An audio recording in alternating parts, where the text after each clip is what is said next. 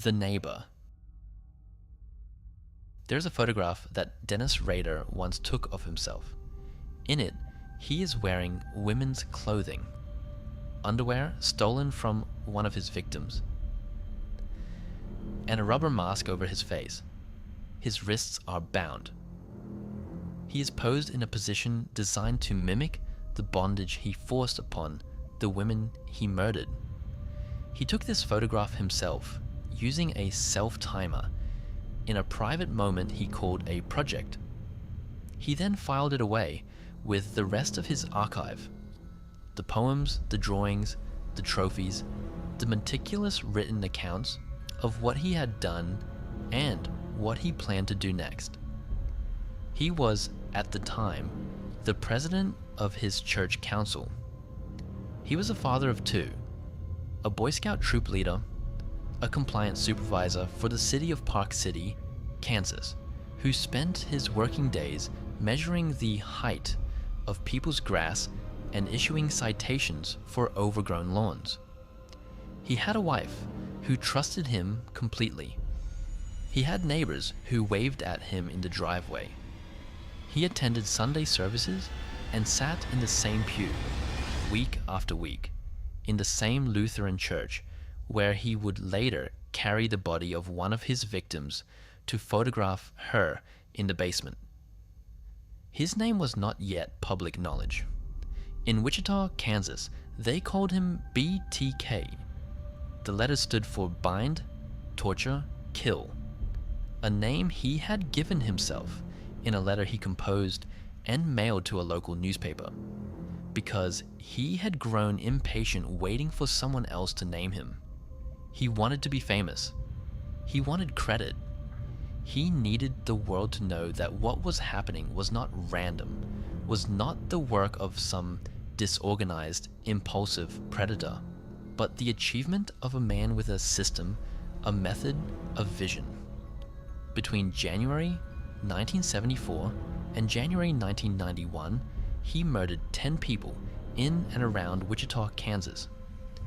He stalked his victims for weeks or months before acting.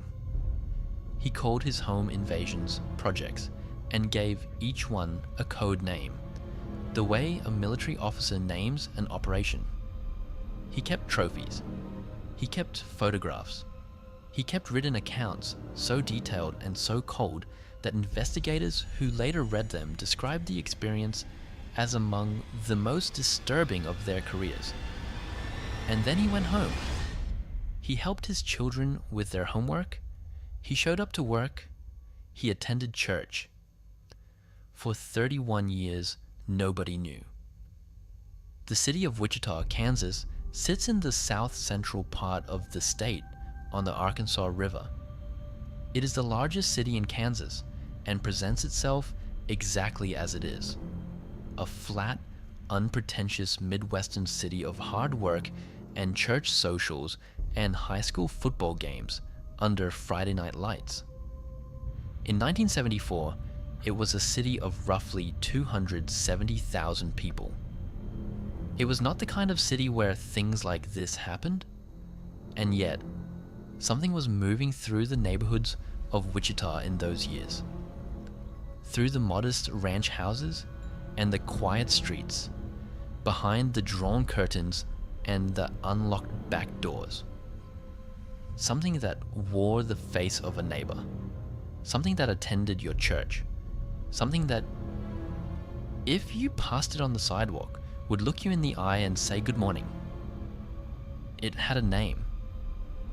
It would be a very long time before anyone knew what that name was. What follows is the full account of how it began, what it did, who it did it to, and, after 3 decades, how it finally ended. Stay with me. This takes a while to tell properly. Every name in this story deserves the time. The Man Before the Monster. A full biography. Origins: Pittsburgh, Kansas, 1945. Dennis Lynn Rader was born on March 9th, 1945, in Pittsburgh, Kansas. a small town in the southeastern corner of the state, far from the flat plains that define the Kansas most people picture. He was the oldest of 4 brothers, born to William Elvin Rader, a former United States Marine who worked for Kansas Gas Service, and Dorothea May Cook, a bookkeeper.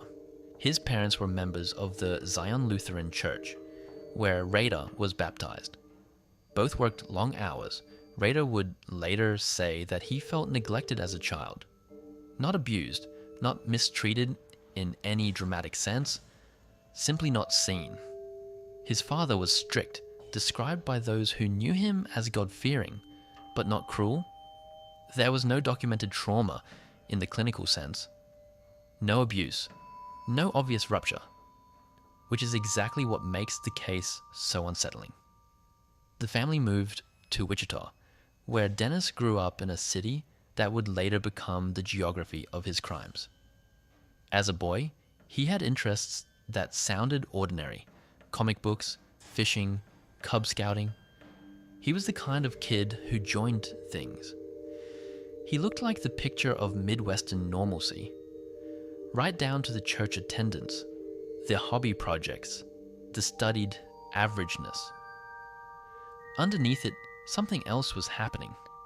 From a young age, and he would later confirm this in the clinical detail of court testimony, Rader harbored what he called sexual fantasies about torturing women, about controlling them, about what he described as the specific pleasure of a trapped and helpless person.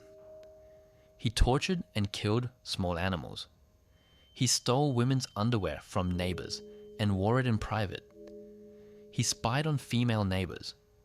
He masturbated with ropes and bindings around his own arms and neck, simulating the bondage he would one day impose on others. These were not passing adolescent disturbances that resolved with time.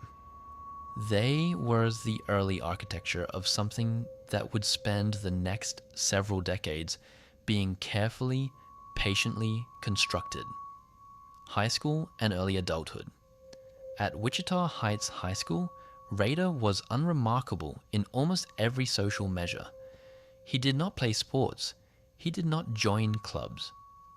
Former classmates described him as someone who hung back in the background, present but not really there, the kind of person you would forget immediately after he left the room. He worked after school as a bag boy and shelf stocker at a local grocery store, saving money to buy a car. He graduated in 1963 and briefly attended Kansas Wesleyan University, where his grades were mediocre. He dropped out after a year. In June 1966, Rader joined the United States Air Force. This is the moment his biography becomes more interesting, because the military did something for him that nothing else had managed. It gave him a structure, a hierarchy, a set of rules with clearly defined consequences for breaking them. He completed basic training in Texas and was stationed at Brookley Air Force Base in Mobile, Alabama, where he worked as an antenna installer and maintenance specialist. He was later deployed to Turkey, Greece, South Korea, and eventually Japan, where he spent time at Kadena Air Base in Okinawa and at Tachikawa Airfield in Tokyo.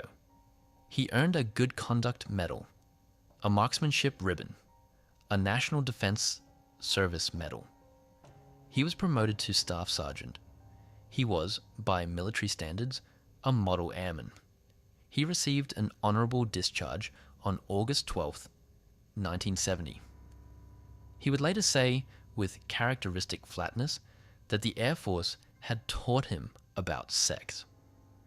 He served in the Air Force Reserve until June 1972, during which time he enrolled at Butler County Community College in El Dorado, Kansas, earning an associate degree in electronics engineering in 1973. He then attended Wichita State University, eventually graduating in 1979 with a bachelor's degree in administration of justice, the study of law enforcement, criminal systems, and how crimes are investigated. He was studying the machinery that was supposed to catch him, even as he was running it. Marriage, career, and the perfect cover.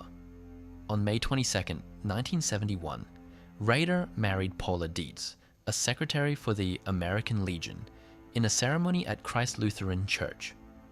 By all accounts, her own included, for decades, the marriage was unremarkable. They bought a house in Park City, Kansas, a quiet suburb north of Wichita. They had 2 children, a daughter, Kerry, born in 1975, and a son, Brian, born in 1978. Paula Dietz Rader would spend 34 years married to a man whose interior life was a place she never once glimpsed. In his professional life, Rader moved through several jobs that, in retrospect, look like a deliberate construction of access and cover.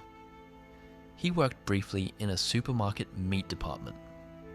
From mid-1972 to mid-1973, he worked as an assembler at the Coleman Company, the outdoor equipment manufacturer, where he would meet 2 of his future victims. From 1974 to 1988, he worked for the Wichita office of ADT Security Services, installing home alarm systems. Let that sink in for a moment. For 14 years, Dennis Rader installed home security systems for people who were afraid of intruders, many of whom were specifically afraid of the BTK killer whose crimes he was committing. He entered their homes. He knew their layouts. He understood their security vulnerabilities. He was, professionally, the person they trusted to keep them safe. His co-workers at ADT nicknamed him the Blue Book Man, a reference to his rigid rule following. He scolded colleagues for making small talk during work hours. He was the man who always followed procedure to the letter, who never bent a rule, who held everyone around him to the strictest standard. This is a recurring theme in the psychology of organized sadistic killers. The public persona of extreme control and compliance functions as both a mask and a compulsion. The same need for domination and order that drove his crimes expressed itself in daylight as rigid rule following at work and in the community. In 1991, he became a compliance officer for the city of Park City, a municipal job that gave him actual legal authority to walk onto people's property, measure their grass, find them for loose animals, and enforce ordinances. He was known to be a tyrant about it. Neighbors complained that he cited people for the most petty violations, that he seemed to take genuine pleasure in the power of being the person who decided whether you were in compliance. He led a Boy Scout troop. He was eventually elected president of the Christ Lutheran Church Council, the congregation's highest lay leadership position. He organized church events, administered budgets, and was regarded by his fellow parishioners as a dedicated, reliable servant of the community. He killed 10 people while doing all of this. The inner architecture of BTK. Before we arrive at the murders themselves, it is worth spending a moment with the psychology, not to excuse, but to understand what kind of mind did this. Rader described his compulsion in terms that forensic psychologists found clinically illuminating. He called his violent urges a demon that lived inside him. He called his victims projects. Each murder was planned like a business operation, with code names, reconnaissance phases, contingency plans, and post-operation reviews. He stalked his targets for weeks or months before acting. He studied their routines, their households, who lived there when they were alone, which windows were unlocked. His crimes were not impulsive.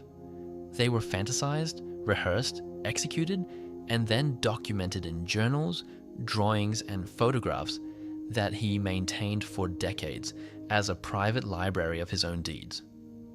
Between killings, and the gaps could stretch years, Rader engaged in what he called projects of a different kind: self-bondage, cross-dressing in the stolen underwear of his victims, posing himself in photographs, writing detailed narratives of murders he had not yet committed. These activities served as a pressure release between actual crimes. He called this practice trolling.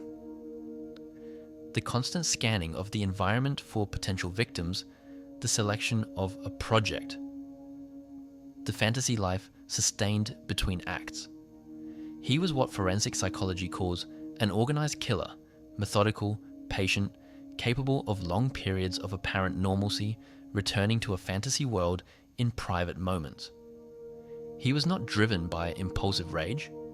He was driven by something more deliberate and therefore more terrible. A structured, sustained desire that he managed, scheduled, and executed over the course of 3 decades. And he wanted to be known. That need, the craving for recognition, for credit, for the world to understand that this was happening and that he was the one doing it, would eventually be his undoing. But before that ending, there were 10 victims, and each one of them deserves to be named and remembered fully. Part 3. The victims. They had names, they had homes, they had families who spent the rest of their lives trying to understand what happened. Victim 1, the Otero family. January 15th, 1974. Joseph Otero Sr. was 38 years old. He had served in the United States Air Force and had retired to Wichita with his wife and 5 children. Julia Otero was 33, a warm and hard-working woman who had recently started a new job at the Coleman Company. Their children ranged in age from 9 to 15. The family had recently moved to Wichita from New Mexico, settling into a quiet working-class neighborhood. Rader first noticed Julia Otero in December of 1973. Over the following weeks, he watched the family closely, learning their routines and observing the house from a distance. On the morning of January 15th, 1974, he approached the Otero residence after parking several blocks away. He entered the home while armed and forced the family into a bedroom. Using rope, he had prepared beforehand. At first, the family believed it was some kind of robbery, but the situation quickly became terrifying. Joseph and young Joey were placed on the floor, while Julia and 11-year-old Josephine were placed on the bed. The family pleaded for mercy as the intruder tightened restraints around them. Later, Rader would describe these events in court with an emotionless tone that shocked investigators and the public alike. Joseph Otero Sr. was the first to lose consciousness. Julia desperately pleaded for the safety of her children during the attack. Young Joey also became a victim that morning. Then Rader took Josephine to the basement. She was only 11 years old. Frightened and confused, she asked what was going to happen. According to investigators, his response was cold and chilling. Josephine did not survive. After the murders, Rader left the scene and disappeared back into ordinary life, while the surviving Otero children returned home later that day to discover an unimaginable tragedy. Charlie Otero, one of the surviving children, was 15 years old. Victim 2. Kathryn Bright, 21. April 4th, 1974. Kathryn Bright was 21 years old.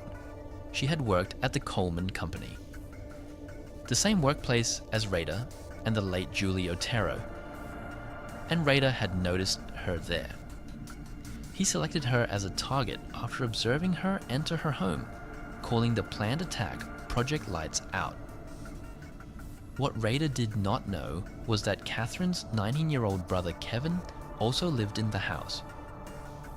On April 4th, 1974, Rader broke in through the rear sliding glass door. As he swept up the broken glass, already trying to minimize evidence, his own pistol discharged accidentally in his pocket. He feared the smell of gunpowder might alert Kathryn when she arrived. It did not. When Kathryn arrived home accompanied by Kevin, Rader told them the same cover story. Wanted man from California, needed money and food. He forced the siblings into a bedroom, made Kevin tie his sister to a chair, and then bound Kevin to a bedpost himself. He turned on the stereo system in the living room to drown out any sounds. A trick, he said. He had learned from detective magazines. He went to Kevin's room to strangle him first. Kevin had freed himself. A violent struggle followed. Rader shot Kevin in the forehead. Struggling to his feet, Kevin was shot again. Above the mouth, a shot that grazed him. Rader believed he was dead. Kevin played dead, waited until Rader left the room, and ran from the house screaming for help. Neighbors called the police. Rader returned to Kathryn's room. She asked what the gunshots were. He told her he had shot her brother. She fought back. She fought hard enough that Rader could not strangle her as planned, so he stabbed her repeatedly beneath the ribcage. He fled the house when he heard Kevin calling for help outside. Kathryn Bright died in the hospital that evening from her stab wounds. Kevin Bright survived. He was shot 3 times and still escaped. He would spend the next 31 years knowing that the man who killed his sister had never been caught. The letters begin. 1974 to 1978. For 9 months after the Otero murders, nothing was claimed. Then, in October 1974, the Wichita Eagle received a letter directing them to an engineering textbook in the Wichita Public Library. Inside the book was another letter, handwritten, claiming responsibility for the Otero murders and containing details that had never been released to the public. The letter ended with an offer. The writer would provide a code word that would authenticate future communications. The code words were bind them, torture them, kill them. BTK. The police and media now had a name for the killer, a name he had given himself. Wichita had a monster with a brand. BTK began corresponding regularly, letters, poems, drawings, meticulous descriptions of murders. In 1978, frustrated that he was not receiving the national attention he felt he deserved, he sent a letter to Keiki Television that read, in part, "How many do I have to kill before I get a name in the paper or some national attention?" He was not a man who killed in the dark and disappeared. He wanted a stage. He wanted an audience. He needed the world to be watching,